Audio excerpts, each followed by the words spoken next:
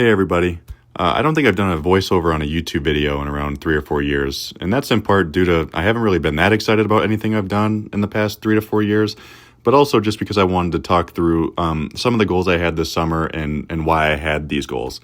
Over the past 6 months or so, I've lost about 50 pounds. At my heaviest, I was 290, and as of 2 days ago at my doctor's appointment, I weighed 239. The lowest I got to was 228 back in June, but just trying to find some direction in my training and what I wanted to do next, I decided that I wanted to do this in the 235 to 240 range.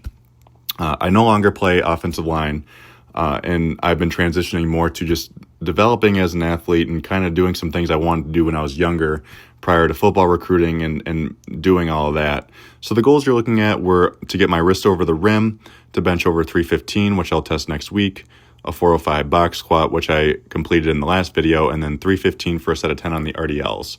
I wrote these goals back in the middle of June, and I've been really working at them for the last 2 months. I can't say like super seriously because I've still been trying to enjoy the summer.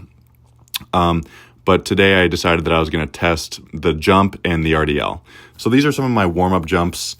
And like I mentioned, having not taken training nearly as serious as I used to, I was disappointed in these warm-ups just because I was getting really close, but wasn't quite getting my wrist above the rim until this attempt that you're about to see. This was my last attempt of the day. I told myself I was only giving myself 10 total jumps to try to do it. And on the very last rep, I just barely, as you can see, got it over the rim. And that was cool because I've been trying to do that for years now, probably since I was around 12 or 13, and I'm 21 now. So I was super excited about it. The reason I wanted to do 315 for 10 on the RDL is because I've always really struggled to hinge. When I was younger, I tried to deadlift really heavy very frequently, chasing the numbers. And because of that, I developed bad habits as far as just letting my back round. And then I've had a lot of lower back pain. So I've really tried to take heavy hinging out of my program really for the last probably 4 or 5 years. I mean, I don't do it much.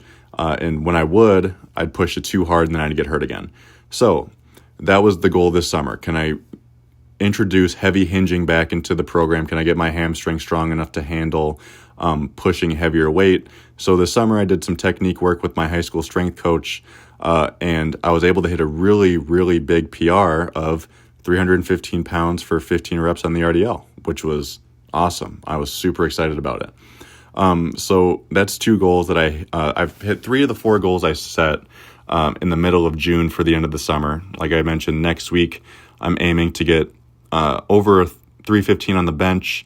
I was plateaued at about 300 pounds on a paused bench back in May, and I wasn't getting much more than that. So I've ran a 10-week bench cycle, which I will test out next Monday or Tuesday or so.